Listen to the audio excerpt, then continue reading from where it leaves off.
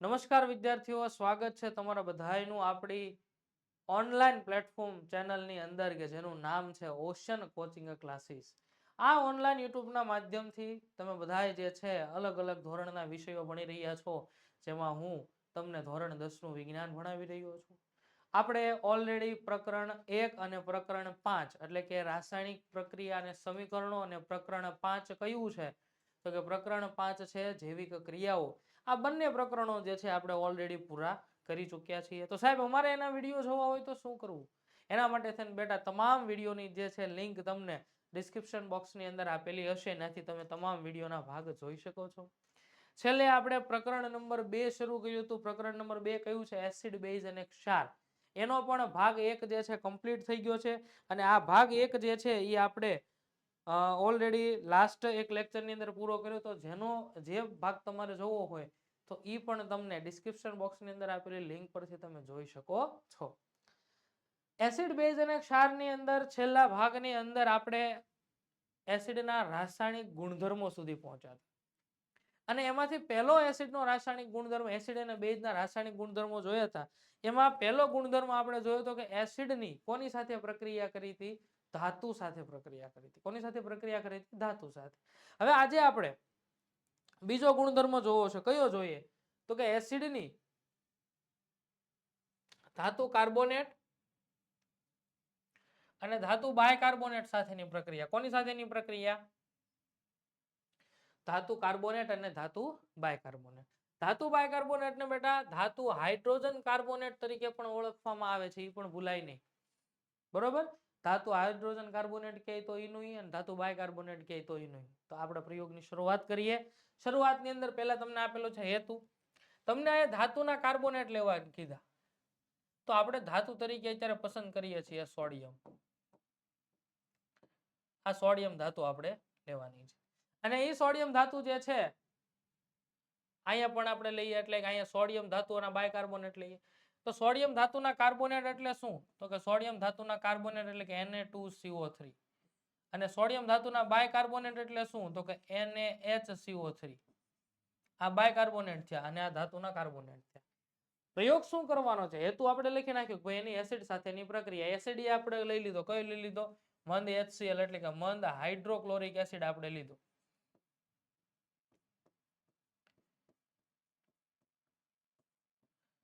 કયો આપણે એસિડ લેવાનો છે? મંદ હાઇડ્રોક્લોરિક એસિડ લઈએ. ચાલો, હેતુ લખ્યા બાદ પદાર્થો કયા કયા જરૂર છે? તો કે પદાર્થની અંદર આપણે જોયું તો કે એક તો Na2CO3 સોડિયમ કાર્બોનેટ, NaHCO3 એટલે કે સોડિયમ બાયકાર્બોનેટ સાથે CaOH ટ્વાઇસ એટલે કે કેલ્શિયમ હાઇડ્રોક્સાઇડ નું દ્રાવણ. શા માટે જરૂર છે? હમણાં કહું એટલે ખબર પડશે. અને ત્યાર પછી છેલ્લે આપણે લેશું મંદ HCl. આ 4 પદાર્થોની બેટા આપણે જરૂર છે. સાધનો કયા કયા? તો કે આકૃતિમાં જોઈ શકો છો એ મુજબ પહેલા કસનળીની જરૂરિયાત છે, તો કે આ કસનળી લીધી. બીજી એમાંથી એક વિમોચન નળીની જરૂરિયાત છે, જો અહીંથી આમ નીકળીને બાજુમાં જાય છે. અને ત્રીજી જે છે થીસલ ગરણી. બરોબર? થીસલ ગરણીની જે છે એની પણ જરૂરિયાત છે. આ ત્રણેય સાધનો થીસલ ગરણી અહીંયા ઉપર મૂકેલી છે. સાધનોની ગોઠવણી આકૃતિમાં દર્શાવ્યા મુજબ તમે કરી શકો છો. અને ગોઠવણી કર્યા બાદ હવે શું કરવાનું? તો કે પ્રયોગ પદ્ધતિ આપણે જોઈએ. તો કે કસનળી A અને કસનળી B આવી બે તમારે કસનળી લેવાની. કેટલી કસનળી લેવાની? બે કસનળી. જોઈએ, હાલો પેલા બે કસનળી લઈએ.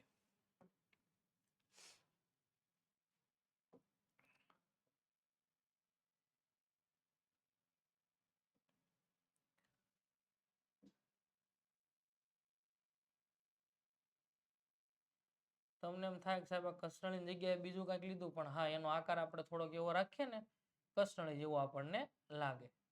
બરોબર? એક મિનિટ.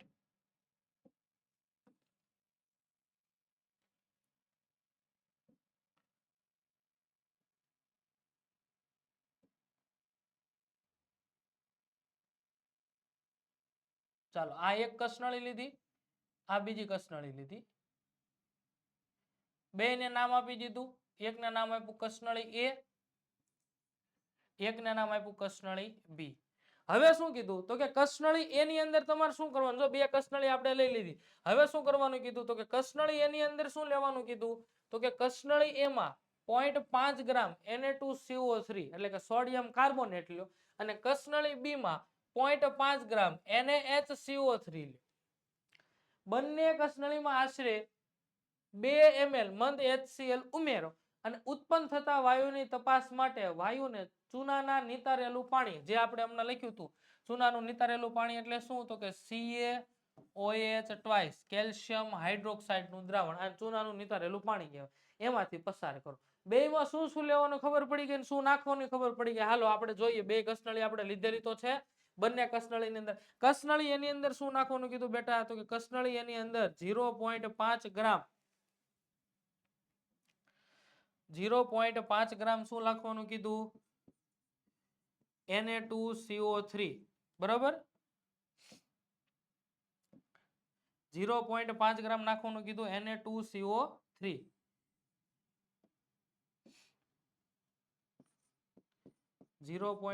ગ્રામ Na2CO3. કસનળી બી માં શું નાખવાનું કીધું? તો કે આમાં નાખવાનું કીધું 0.5 ગ્રામ NaHCO3. આ શેનું છે બેટા? તો કે સોડિયમ કાર્બોનેટ. શું છે આ? Sodium carbonate. આ શું છે? તો કે આ સોડિયમ બાયકાર્બોનેટ. શું છે? સોડિયમ. ચાલો, બે કસનળીમાં આનું દ્રાવણ લઈ લીધું. કસનળી એમાં સોડિયમ કાર્બોનેટનું દ્રાવણ, કસનળી બી માં સોડિયમ બાયકાર્બોનેટનું દ્રાવણ. હવે શું કીધું? ચાલો આ બેની અંદર આપણે લઈ લીધું. દાખલા તરીકે આ આપણે લીધું સોડિયમ કાર્બોનેટ, આ આપણે લીધું સોડિયમ બાયકાર્બોનેટ. હવે બંને કસનળીમાં શું નાખવાનું કીધું? તો કે બંને કસનળીની અંદર 2 ml મંદ HCl નાખો. બે કસનળીમાં શું નાખવાનું કીધું? 2 ml મંદ HCl. એટલે જો કસનળી એમાં તમે શું લીધું? તો અહીં ધ્યાન રાખો, તો કે કસનળી એ શેનું દ્રાવણ લીધું? તો કે Na2CO3 પ્લસ એમાં તમે નાખ્યું શું? તો કે પ્લસ એમાં તમે નાખ્યું HCl. બંને વચ્ચે પ્રક્રિયા થશે? તો કે હા થશે. કસનળી બી માં તમે શેનું દ્રાવણ લીધું? તો કે કસનળી બી માં બેટા શેનું દ્રાવણ લીધું? તો કે એમાં આપણે લીધું NaHCO3 પ્લસ એમાં પણ આપણે કયું એસિડ નાખ્યું? તો કે મંદ HCl નાખ્યું. હાલો, એટલે સુધી ખબર પડી કે ન ખબર પડી? બધાને ફટાફટ જવાબ દો. તો કે હા ખબર પડી ગઈ. હવે જેવું બંને વચ્ચે નાખ્યું એટલે આ બેની વચ્ચે આ જેવો HCl આપણે નાખ્યો એટલે બંને વચ્ચે રાસાયણિક પ્રક્રિયા થાય. તો રાસાયણિક પ્રક્રિયા થાય છે ત્યારે એની અંદર શું ફેરફાર થાય છે એની જરાક આપણે વાત કરીએ. તો કે રાસાયણિક પ્રક્રિયા થાય ત્યારે શું ફેરફાર થાય? તો કે હવે જો આ કસનળી એ તમે લીધી, બરોબર. કસનળી એમાં તમે પ્રક્રિયા કયો લીધો? તો કે પ્રક્રિયક તમે લીધો Na2CO3 આ લીધો. બીજો કયો લીધો તમે એમાં? તો કે HCl. આ સમજૂતી થાય ધ્યાન રાખ. હવે આનું આયનીકરણ કરો. આયનીકરણ કરો એટલે એમાં ધન આયન કયો છે? તો કે ધન આયન છે Na+1. ઋણ આયન કયો છે? તો કે CO3 -2. પણ અહીંયા સોડિયમ કેટલા છે બેટા? 2. આનું આયનીકરણ કરો. અહીંયા હાઇડ્રોજન કેટલા છે? તો કે હાઇડ્રોજન +1. ક્લોરીન કેટલા છે? તો કે Cl -1. ચાલો, એટલે સુધી ખ્યાલ આવ્યો. હવે એકનો ધન આયન બીજાના ઋણ આયન સાથે જોડાય. હવે આ પહેલાનો ધન આયન જે છે આ બીજાના ઋણ આયન એટલે કે ક્લોરીન સાથે જોડાવવું તો છે, પણ ડખો શું થયો? તો કે અહીંયા સોડિયમ 2 છે ને ક્લોરીન કેટલા છે? 1 છે. તો ક્લોરીન ની સંખ્યા 2 કરવા માટે અહીંયા આગળ કેટલા મૂકું? 2 મૂકું તો ફરી એકવાર શું છૂટું પડી ગયું? તો કે ફરી એકવાર H+ Cl -1. તો Cl ટોટલ કેટલા થઈ ગયા બેટા? 2. સોડિયમ ટોટલ કેટલા? 2. એટલે 2 સોડિયમ અને 2 Cl વયા ગયા એટલે એમાંથી પહેલા શું છૂટું પડી ગયું? તો કે પહેલામાં છૂટું પડી ગયું 2 NaCl. અહીંયા આપણે આગળ શું મૂક્યા? 2 મૂક્યા. બરોબર? ખ્યાલ આવે છે કે નથી ખ્યાલ આવતો? તો પહેલા આ શું બની ગયો? તો કે આ બની ગયો ક્ષાર. શું બની ગયો? ક્ષાર. ખબર પડી કે ન ખબર પડી? હાલ, હવે શું વધ્યું? તો કે બેટા જો હાઇડ્રોજન કેટલા? 2. 2 હાઇડ્રોજન ભેગા થાય એટલે તરત ઓક્સિજન ને ગોતે. યાદ રાખજો, કોને ગોતે? ઓક્સિજન ને. કેટલા હાઇડ્રોજન ભેગા થાય? 2. 2 હાઇડ્રોજન ભેગા થયા, અહીંયા 3 ઓક્સિજન વાળી ગયા. 3 માંથી આની પાસે આવ્યા, આને કીધું કે ભાઈ એક ઓક્સિજન આપી દે. એ હાથ મુજે દે દે ઠાકોર. એમ આ કાર્બોનેટ ને કીધું કે તારો ઓક્સિજન મુજે દે દે. એટલે આ 2 હાઇડ્રોજન ભેગા થઈને અહીંથી એક ઓક્સિજન લઈ ગયા. એટલે શું છૂટું પડી ગયું? તો કે H2O. એટલે બીજું શું છૂટું પડી ગયું બેટા? પાણી છૂટું પડી ગયું. હવે અહીંથી ઓક્સિજન વહી ગયો, એના ગમમાં છે કાર્બન. 3 કાર્બન પછી 3 ઓક્સિજન હતા, એમાંથી એક ઓક્સિજન 2 હાઇડ્રોજન લઈ ગયા. એનું દુઃખ છે કાર્બનને.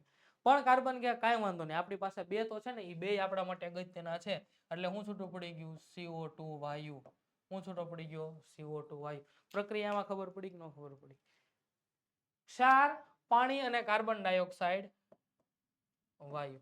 લ્યો, આ કસનળી એમાં થતી પ્રક્રિયા છે. ખબર પડી કે ન ખબર પડી બધાને? ફટાફટ જવાબ દો. તો કે હા, બધાને ખ્યાલ આવી ગયો. હવે કસનળી બી માં થતી પ્રક્રિયા કઈ છે? તો કે જો આ ધ્યાન રાખો, કસનળી બી માં થતી પ્રક્રિયા. કસનળી બી માં તમે શેનું દ્રાવણ લીધું? NaHCO3. એટલે પહેલો પ્રક્રિયક તમે શું લીધો? NaHCO3 પ્લસ બીજો પ્રક્રિયક તમે કયો લીધો? HCl. હવે આનું આયનીકરણ કરો તો એમાંથી છૂટો પડે Na+1 હાઇડ્રોજન +1 અને એની સામે CO3-2.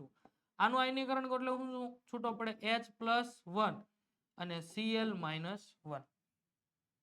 હવે અહીંયા શું થાય? તો પહેલા તો જો આપણે ગઈકાલે મેં તમને સમજાવ્યું હતું કે એકલો હાઇડ્રોજન ક્યારેય શક્ય નથી. કેવો છે બેટા? ઈ અસ્થાયી છે. એકલો હાઇડ્રોજન શક્ય નથી. કેવો છે બેટા? ઈ અસ્થાયી છે. અસ્થાયી છે એટલે તરત આ બંને હાઇડ્રોજન એકબીજા સાથે જોડાણ. તો મેં હમણાં જ કીધું, બે હાઇડ્રોજન ભેગા થાય એટલે કોને ગોતે? ઓક્સિજન ને. એટલે જેવા બે હાઇડ્રોજન ભેગા થયા એટલે પેલા કોને ગોત્યો? ઓક્સિજન ને. એટલે બે હાઇડ્રોજન ને એક ઓક્સિજન. બેટા શું બની ગયું?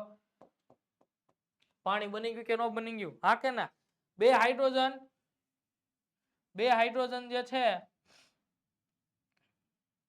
ખબર પડે છે કે નથી ખબર? ત્યાં બે હાઇડ્રોજન, અહીંથી એક ઓક્સિજન, બે હાઇડ્રોજન ને એક ઓક્સિજન H2O. અહીંયાથી 3 ઓક્સિજન માંથી એક ઓક્સિજન વયો ગયો. કેટલા ઓક્સિજન વધ્યા? બે ઓક્સિજન ને એક કાર્બન. એટલે હું છૂટું પડી ગયું CO2 વાયુ. ખબર પડે છે કે નહીં? ઓકે. વાહે વધ્યું શું? તો કે વાહે વધ્યું કાંઈ નહીં, સોડિયમ વધ્યો અને Cl વધ્યો. તો અહીં મૂકી દો NaCl. તો આ પણ હું છૂટું પડી ગયું ક્ષાર. તો કસનળી A અને કસનળી B માં જ્યારે તમે પ્રક્રિયા કરી તો બંનેની અંદર તમને મળે છે શું? તો કે ક્ષાર, પાણી અને કાર્બન ડાયોક્સાઇડ વાયુ. ક્ષાર, પાણી અને કાર્બન ડાયોક્સાઇડ વાયુ. રાસાયણિક ગુણધર્મ 1 ધાતુની એસિડ સાથેની પ્રક્રિયામાં શું છૂટું પડતું હતું? ધાતુના ક્ષાર, જે અહીંયા ક્ષાર મળ્યા છે એની સાથે હાઇડ્રોજન વાયુ છૂટો પડતો હતો બેટા.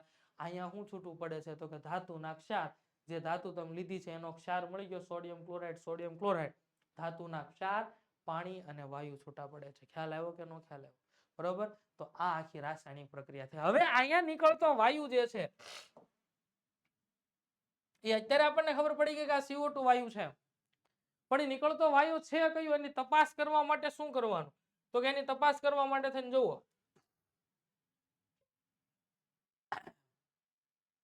અવલોકન કે ઉત્પન્ન થતા વાયુને ચૂનાના પાણીમાંથી પસાર કરતા પાણી દુધિયા રંગનું બને છે, એટલે કે તે CO2 વાયુ છે. ખબર પડે. કેમ ખબર પડે? તો કે અહીંયા જેવી પ્રક્રિયા છે એટલે અહીંથી વાયુ ઉદ્ભવ્યું. આ વાયુ વિમોચન નળી મારફતે જે છે અહીંયા આ જે કેલ્શિયમ હાઇડ્રોક્સાઇડ નું દ્રાવણ રાખેલું છે, એટલે કે ચૂનાનું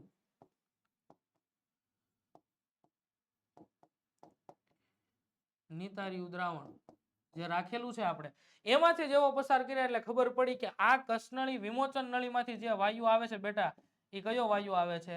CO2 વાયુ આવે છે. ખબર પડી કે ન ખબર પડી બધાને? બરોબર. ચાલો આગળ વધીએ. ધાતુ કાર્બોનેટ કે બાયકાર્બોનેટ ની એસિડ સાથે પ્રક્રિયા કરતા કયો વાયુ ઉત્પન્ન થાય છે? CO2 વાયુ ઉત્પન્ન થાય છે. બે રાસાયણિક પ્રક્રિયા જો અહીં લખેલી છે, જે આપણે આગળ લખી હતી ને. ખ્યાલ આવ્યો બધાને કે ન ખ્યાલ? અને આની અંદર તમારે ગુજરાતી સમીકરણ શું યાદ રાખવાનું? તો કે એસિડ પ્લસ ધાતુ કાર્બોનેટ અથવા ધાતુ બાયકાર્બોનેટ. ધાતુ કાર્બોનેટ લો તોય ભલે અને ધાતુ બાયકાર્બોનેટ લો, બંનેની જ્યારે એસિડ સાથે પ્રક્રિયા થાય ત્યારે શું છૂટવું પડે? તો કે ક્ષાર પ્લસ પાણી અને પ્લસ કયો વાયુ? CO2 વાયુ છૂટો પડે છે. એટલે આટલી વસ્તુ બેટા તમારે યાદ રાખવાની. આ ગુજરાતી સમીકરણ યાદ રહી જાય ને તો આ આખો પ્રયોગ યાદ રહી જાય. લ્યો, છે કઈ નવી? નહીં. ચાલો આગળ વધીએ. બે ગુણધર્મો બતાવી દીધા. ત્રીજો ગુણધર્મ કયો છે?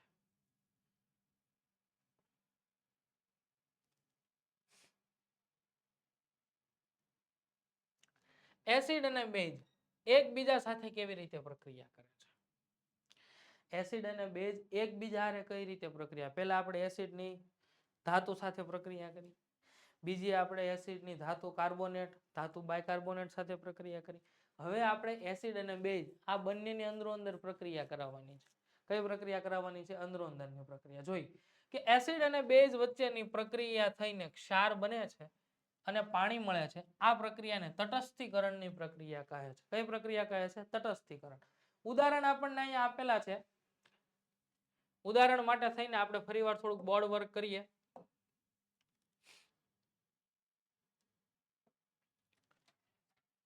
ચાલો આવી જાય બધા.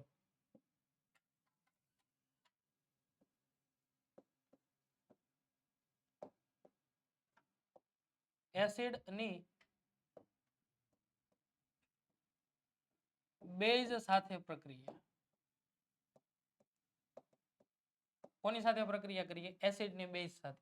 આ જે પ્રક્રિયા છે બેટા એને તટસ્થીકરણ તરીકે પણ ઓળખવામાં આવે છે. શું કહેવામાં આવે છે?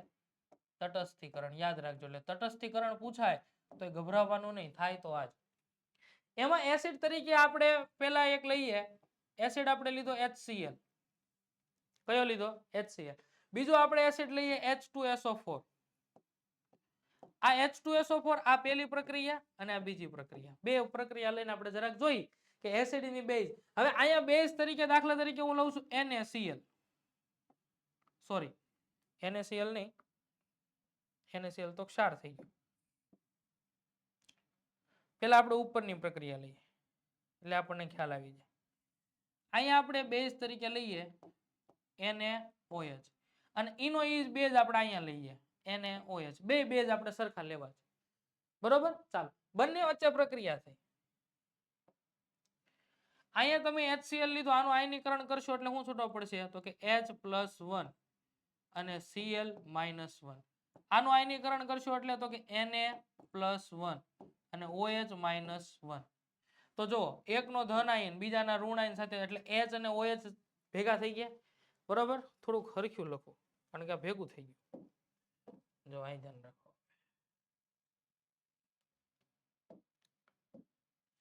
પહેલી પ્રક્રિયા લખીએ આપણે HCl, આ એસિડ. બેઝ તરીકે આપણે લઈએ NaOH, આ બેઝ. આ એસિડ થયો અને આ શું થયો? બેઝ થયો. બંને વચ્ચે પ્રક્રિયા થઈ. બંને વચ્ચે પ્રક્રિયા થઈને બને છે શું? તો કે પહેલા આનું આયનીકરણ કરો. તો આમાં ધન આયન કયો છે? તો કે H+1 અને ઋણ આયન કયો છે? Cl-1. બેઝ નું આયનીકરણ કરો. બેઝ નું આયનીકરણ કરો એટલે એમાંથી ધન આયન કયો છે? તો કે Na+1. ઋણ આયન કયો છે? OH-1. હવે પહેલાનો ધન આયન બીજાના ઋણ આયન સાથે જોડાય અને બીજાનો ધન આયન પહેલાના ઋણ આયન સાથે જોડાય એટલે આ Na અને Cl જોડાઈ ગયા એટલે શું બની ગયું? તો કે NaCl પ્લસ H અને OH ભેગા થયા એટલે શું બની ગયું? તો કે H2O. તો આ શું બની ગયું બેટા? ધાતુના ક્ષાર. અને આ શું બની ગયું? પાણી. ખબર પડે છે કે નથી ખબર પડતી? બીજી પ્રક્રિયા લઈએ. બીજું એસિડ લઈએ તો કે H2SO4 વત્તા એની પ્રક્રિયા કરીએ આપણે ZnOH twice. આ બેઝ સાથે પ્રક્રિયા કરીએ તો આનું આયનીકરણ કરીએ. જો આનું તો હાઇડ્રોજન કેટલા છે? બે હાઇડ્રોજન એટલે કે 2H+1 અને અહીંયા ઋણ આયન કયો છે? તો કે SO4-2. આ એસિડ થયું. બેઝ લઈએ, બેઝ નો આપણે ધન આયન છૂટો પાડીએ તો કે Zn+2 અને અહીંયા OH કેટલા છે? તો કે 2OH-1. બંને વચ્ચે પ્રક્રિયા થઈ તો કે આ પ્રક્રિયા થઈ.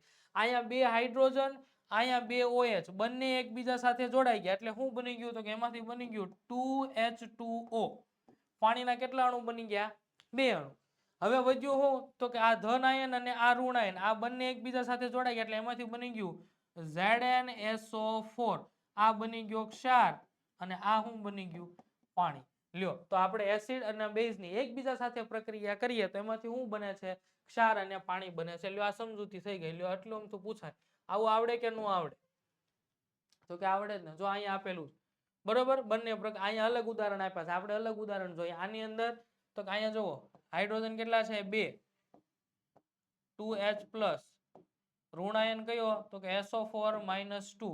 આ NaOH માં તો કે Na+1 OH-1. બરોબર.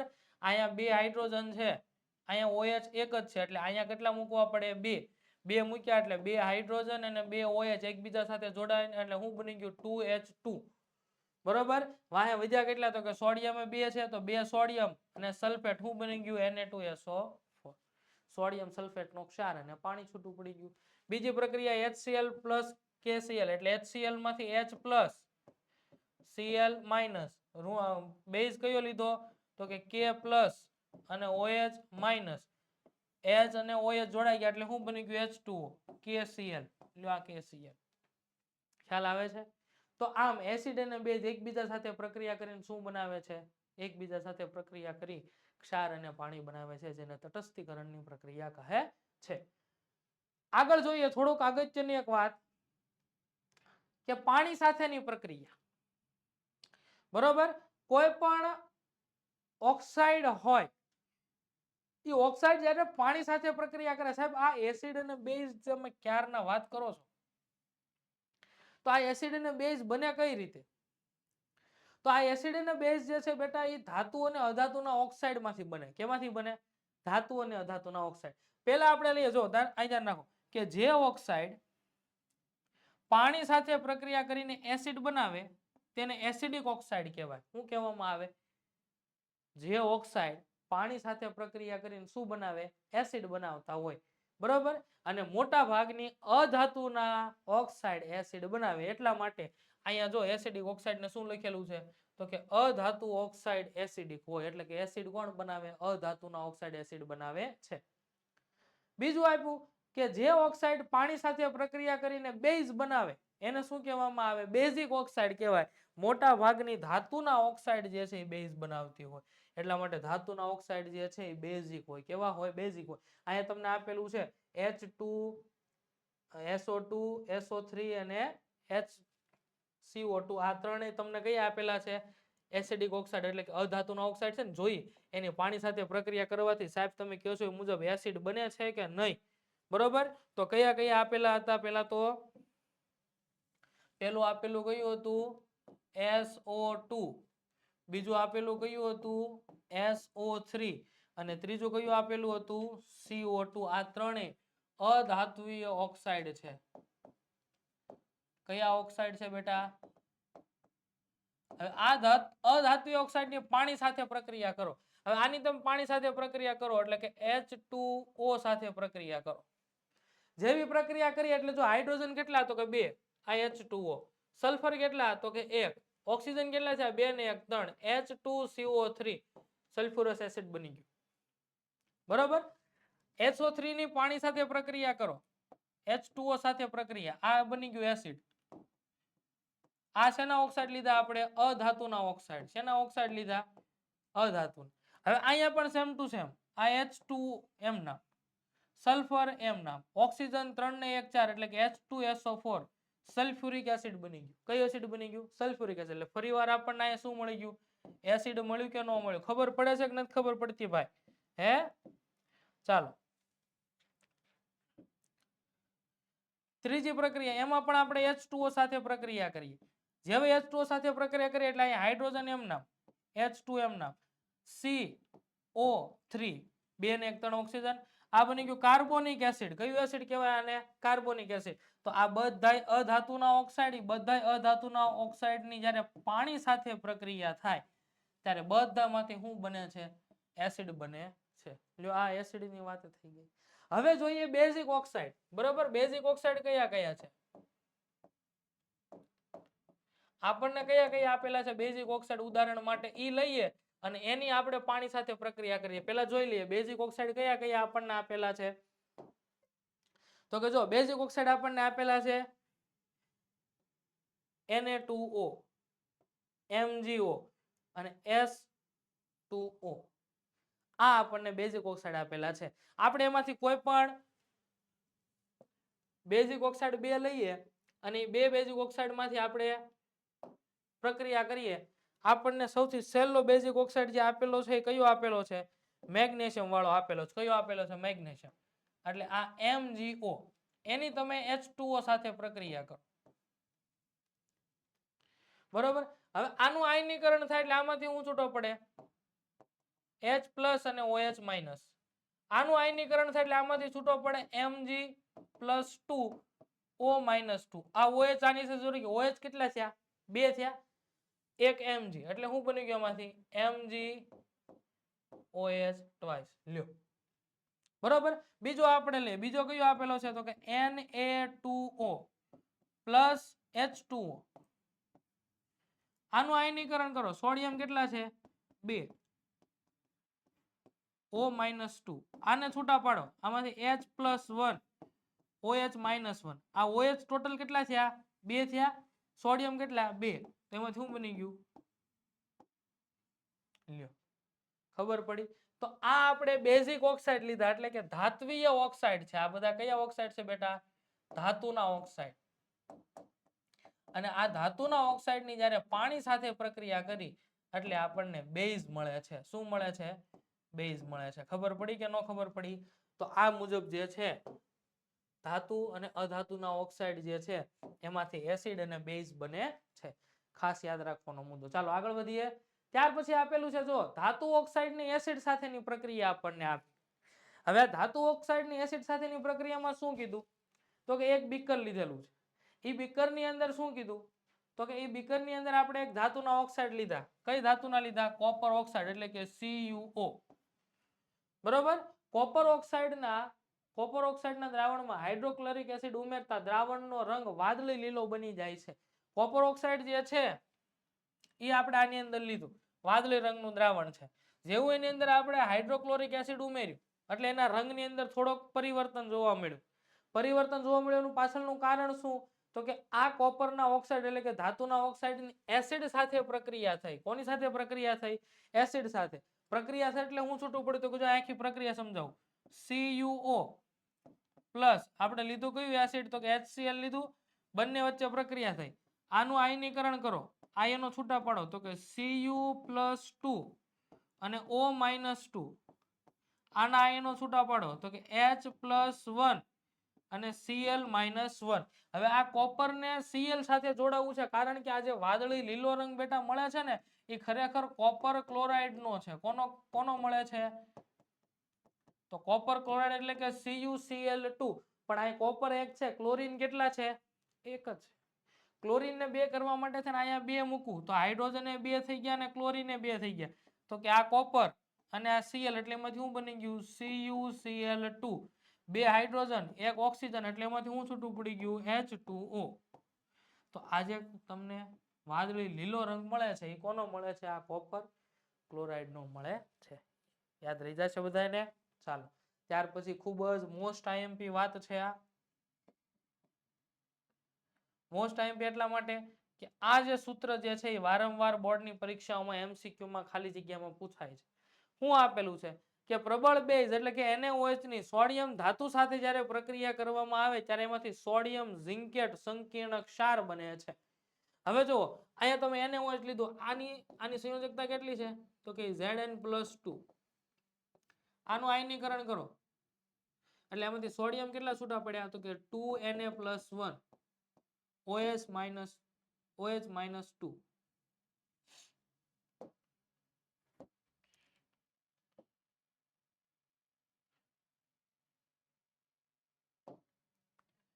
OH-2. બરાબર. હવે જો અહીંયા રહેલા સોડિયમ 2 કેટલા? સોડિયમ 2 આ ઝિંક સાથે જોડાય અને અહીંથી કેટલા ઓક્સિજન છે? 2 ઓક્સિજન ને લઈને વહી ગયા એટલે શું બની ગયું? Na2ZnO2. Na2ZnO2 જેને સોડિયમ ઝિંકેટ કહેવાય. વાહે વધ્યું હું ખાલી હાઇડ્રોજન વધ્યા 2. આ હાઇડ્રોજન વધ્યા 2 જે વાયુ સ્વરૂપે છૂટા પડી જાય છે. તો આ મુજબ જે છે રાસાયણિક પ્રક્રિયાઓ તમારે યાદ રાખવાની રહેશે. ત્યાર પછી આપણે આગળ જોઈએ. એવો પ્રશ્ન પૂછાય કે શા માટે દહીં અને ખાટા પદાર્થને પિત્તળના વાસણમાં રાખવા ન જોઈએ? પિત્તળ એટલે કે એક પ્રકારની ધાતુ થઈ બેટા.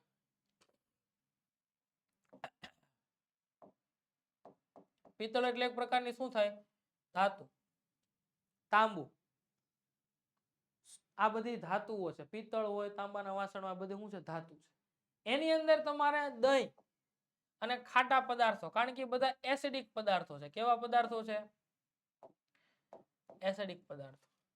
આવી એસિડિક પદાર્થોની અંદર તમે સોરી આ ધાતુના પાત્રની અંદર તમે આવા એસિડિક પદાર્થો રાખો તો થાય શું તો કે એના કારણે એના ગુણધર્મોમાં પરિવર્તન આવે. પરિવર્તન શું આવે તો કે દહીં અને ખાટા પદાર્થો એસિડિક ગુણધર્મ ધરાવે છે મેં કીધું મુજબ. એને પિત્તળ સાથે કે પછી તાંબા એટલે કે કોપરના વાસણોમાં રાખવામાં આવે તો ધાતુ સાથેની પ્રક્રિયા થાય. એસિડની કોની સાથેની પ્રક્રિયા થાય ધાતુ સાથેની. અને એસિડની ધાતુ સાથેની પ્રક્રિયા થાય તરત એમાંથી ઝેરી ધાતુ સંયોજન ઉત્પન્ન થાય છે કે જે ખોરાકને ઝેરી બનાવે છે. એટલા માટે તેને આપણને ફૂડ પોઈઝનિંગ થઈ શકે છે. તો આ એનું વૈજ્ઞાનિક કારણ છે કે ભાઈ દહીં અને ખાટા પદાર્થોને પિત્તળ અને તાંબાના એટલે કે ધાતુના વાસણોની અંદર જો રાખવામાં આવે તો ધાતુની એસિડ સાથેની પ્રક્રિયા થાય છે જેના કારણે ઝેરી ધાતુના સંયોજન ઉત્પન્ન થાય છે જે આપણને ફૂડ પોઈઝનિંગ જેવી બીમારી કરાવી શકે છે. એટલા માટે આ દહીં અને ખાટા પદાર્થોને આવા વાસણોમાં રાખવા જોઈએ નહીં. ખ્યાલ આવ્યો બધાને? 1 માર્કનો પ્રશ્ન પૂછાય એવો છે, શોર્ટ ક્વેશ્ચન. હવે ત્યાર પછી અગત્યનો પ્રશ્ન પ્રવૃત્તિ સ્વરૂપે 3 માર્ક્સની અંદર પૂછાઈ શકે એવો કે તમામ એસિડ અને બેઝમાં શું સમાનતા છે તે સમજાવો. એના માટે તમને આ આકૃતિ આપેલી છે. આકૃતિની અંદર તમે જોવો છો એક બીકર લીધું છે. એ બીકરની અંદર એક અહીંયા રબરનો ક્યુબ મૂકેલો છે, બૂચ મૂકેલો, એની અંદર 2 ખીલ્લી મૂકેલી છે આવી રીતે. બરાબર? રબરના બૂચની ઉપર ખીલ્લી નાખીને એની અંદર મંદ HCl નું દ્રાવણ ભર્યું. શેનું દ્રાવણ ભર્યું? મંદ HCl નું દ્રાવણ. પછી શું કર્યું? 2 ખીલ્લીના ટોચના ભાગ છે એને વાયર સાથે જોડી અને 6 વોલ્ટની બેટરી સાથે એનું જોડાણ કર્યું. 6 વોલ્ટની બેટરી સાથે જોડાણ કરી પરિપથ પૂર્ણ કર્યો. અહીંયા સ્વિચ મૂકી. સ્વિચ દ્વારા ઓન ઓફ કરવામાં આવશે. બરાબર? હવે આ આખું આકૃતિમાં દર્શાવ્યા મુજબ તમે જોડાણ જોઈ શકો. હવે કરવાનું શું છે તો હું કીધું કે બૂચ ઉપર 2 ખીલ્લી લગાવો અને બૂચને 100 ml બીકરમાં મૂકો. ખીલ્લી લગાવીને મૂકી દીધું. બીજું હું કીધું આકૃતિમાં દર્શાવ્યા પ્રમાણે ખીલ્લીઓને બલ્બ સ્વિચ મારફતે 6 વોલ્ટના વીજ કોષના 2 છેડા સાથે જોડો. બેટરી સાથે જોડીને આપણે સંપૂર્ણ પૂરું કર્યું. બીકરમાં થોડું મંદ HCl ઉમેરો અને વીજ પ્રવાહ પસાર કરો. બીકરમાં તમારે આમાં શું ઉમેરવાનું છે? મંદ HCl ઉમેરી સ્વિચ ઓન કરીને વિદ્યુત પ્રવાહ પસાર કરો અને વિદ્યુત પ્રવાહ પસાર કરીને તમારે વારાફરતી અલગ અલગ દ્રાવણો લઈ એનું અવલોકન કરવાનું છે. તો અલગ અલગ કયા દ્રાવણો લેવાના છે તો જો તમને અહીં આપી દીધા. પહેલા HCl લ્યો, પછી H2SO4 લ્યો, પછી ગ્લુકોઝનું દ્રાવણ લ્યો, ઇથેનોલનું દ્રાવણ લ્યો અને NaOH નું દ્રાવણ લ્યો. આ 5 દ્રાવણ તમારે લેવાના છે. તો 5 દ્રાવણ માટે આપણે 5 બીકર લઈએ. પહેલા આપણે જે છે દાખલા તરીકે સમજો કે બીકરમાં આપણે HCl નું દ્રાવણ લીધું. શેનું દ્રાવણ લીધું? HCl નું દ્રાવણ. કે જ્યારે આપણે બીકરની અંદર HCl નું દ્રાવણ લીધું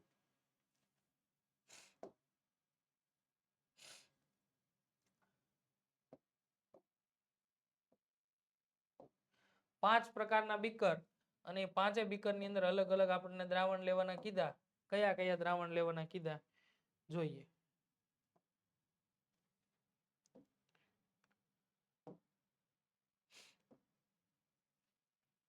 ચાલો બીકર નંબર 1 બરોબર, બીકર નંબર 2,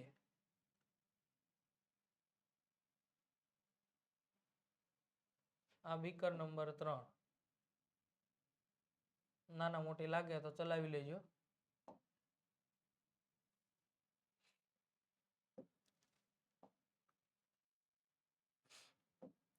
ચાલો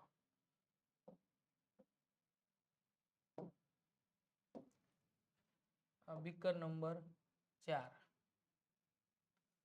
અને આ બીકર નંબર 5. આ મુજબ જે છે આપણે 5 બીકર લીધા. કેટલા બીકર લીધા? 5 બીકર.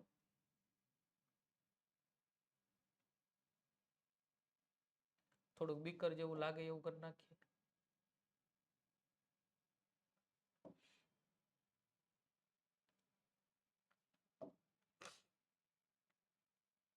પાંચે બીકરની અંદર બેટા અલગ અલગ આપણે શું ભરવાના છે? દ્રાવણો. અલગ અલગ કયા દ્રાવણો ભરવાના છે એ આપણને ખબર છે. બરોબર? આ અલગ અલગ દ્રાવણો જે છે આપણે આની અંદર ભરી દઈએ. દાખલા તરીકે બીકર નંબર આ A છે. એની અંદર તમે દ્રાવણ ભર્યું છે મંદ HCl નું દ્રાવણ. શેનું દ્રાવણ ભર્યું? મંદ HCl નું દ્રાવણ. બીકર નંબર બી માં બરોબર અહીંયા તમે શેનું દ્રાવણ ભર્યું? આ HCl નું દ્રાવણ. બીકર નંબર બી માં તમે અહીંયા દ્રાવણ ભરો છો H2SO4 નું. શેનું દ્રાવણ ભર્યું? આ H2SO4 નું દ્રાવણ. ત્યારબાદ બીકર નંબર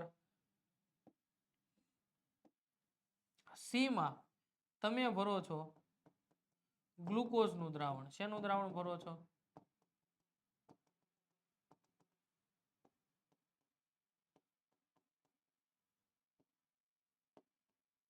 ગ્લુકોઝ નું દ્રાવણ. ત્યારબાદ બીકર નંબર ડી માં આ બીકર નંબર ડી માં તમે ભરો છો ઇથેનોલ નું દ્રાવણ. શેનું દ્રાવણ ભરો છો?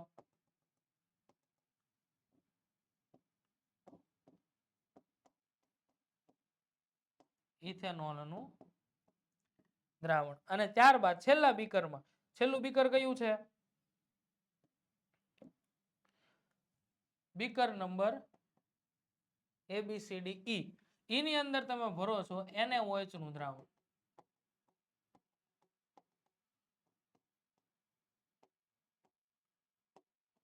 NaOH નું દ્રાવણ. હવે આ તમે 5 દ્રાવણ તમે અલગ અલગ લીધા બરોબર. હવે આ પાંચેય દ્રાવણ માંથી તમારે જે છે અહીંયા તમે રબરનો ક્યુબ મૂકેલો છે. આ રબરના ક્યુબની ઉપર તમે ખીલ્લી નાખેલી છે. આ રબરનો ક્યુબ મૂક્યો એની ઉપર ખીલ્લી મૂકેલી છે તમે આવી રીતે આમ.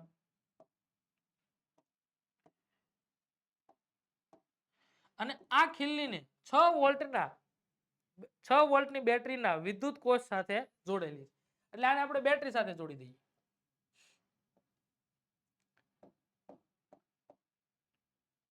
અહીંયા જે છે બલ્બ આપણે મૂકીએ અને અહીંયા જે છે સ્વિચ આપણે મૂકીએ.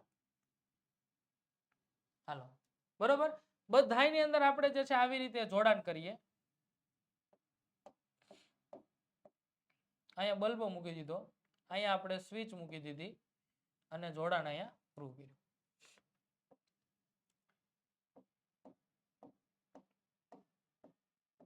આ બલ્બ મૂક્યો, અહીંયા આપણે સ્વિચ મૂકી અને જોડાણ એનું આપણે પૂરું કર્યું.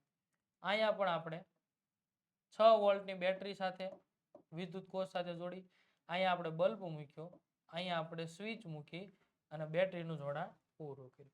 એમ અહીંયા છેલ્લા દ્રાવણની અંદર પણ આપણે 6 વોલ્ટના બેટરીના વિદ્યુત કોષ સાથે જોડીએ બરોબર. અહીંયા બલ્બ મૂક્યો, અહીંયા આપણે સ્વિચ મૂકી અને બેટરીનું જોડાણ પૂરું કર્યું. બધી જગ્યાએ આપણે કેટલા વોલ્ટની બેટરી લીધેલી છે? 6 વોલ્ટની. એટલે કોઈને એમ ન થાય કે મારામાં વધારે પાવર છે ને ઓલામાં ઓછો પાવર. બધાની અંદર આપણે 6 વોલ્ટના વિદ્યુત કોષનું જોડાણ.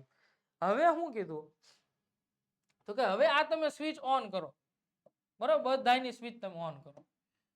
જેવું તમે બધાની સ્વિચ ઓન કરશો હવે આ ગ્લુકોઝનું સૂત્ર થાય C6H12O6.